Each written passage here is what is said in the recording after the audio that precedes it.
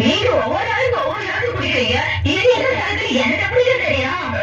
புருஷன் ஒவ்வொரு நிமிஷமும் என்ன விடுறான்னு தெரிஞ்சுக்க முடியும். அவன் முன்னாடி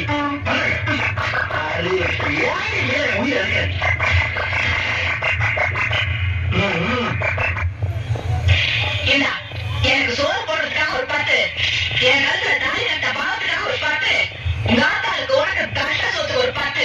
அப்புறம் இல்ல இந்த அதிகாரம் பண்ற வேலையில எனக்கு வேலை.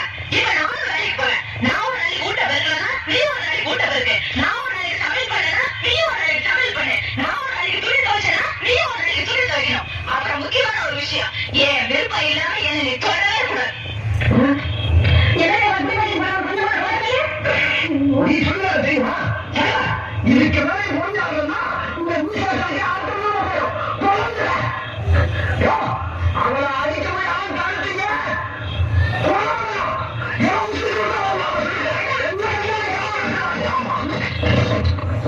ஏண்டி சேவை ஒரு 30 ரூபா காசு சம்பாதிச்சு கொண்டாந்து கையில வந்துச்சு. அப்படின்னு ஒரு சமயக்கார முன்னால என்னைய சமைக்க சொல்லுவேன், கூட்ட சொல்லுவேன், தூங்க வைக்க சொல்லுவேன்.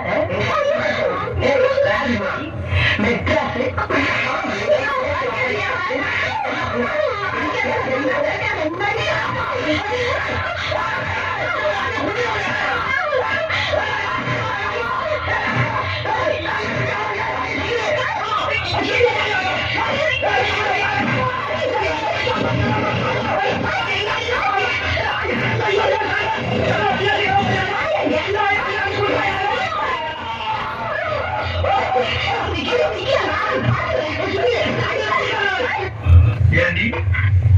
என்ன தைரியம் தான் என்கிட்டே வேலை பண்ண சொல்ல.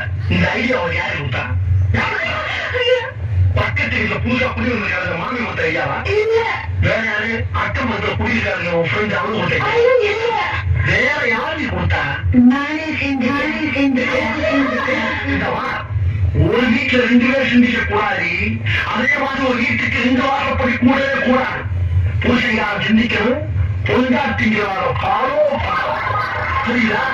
இது எத்தனை? 2. இது 1. 2 சேர்த்தா 3. இல்ல 4. 2 அது பள்ளிக்கூடத்து கணக்கு. இது புருஷன் கணக்கு. புருஷன் சொன்னா 2, 1, 4. இப்ப சொல்லி எத்தனை? 4. இத நீ கடைசி வரைக்கும் ஃபாலோ பண்ற. அப்படி ஃபாலோ பண்ணினா வீட்டுக்கு பக்கத்துல கண்ணகி செலவு பத்தியா அங்க எவங்காட்டியும் 10 ஒன்று செலவு வைப்பேன். இதுல ஏதாச்சும் மிஸ் ஆன அப்படியே கண்ணாடி சூடாட்டம் வச்சு ஒரு சூட சமாளியாக்கிறேன். புரியுதா? 1 லாட்டா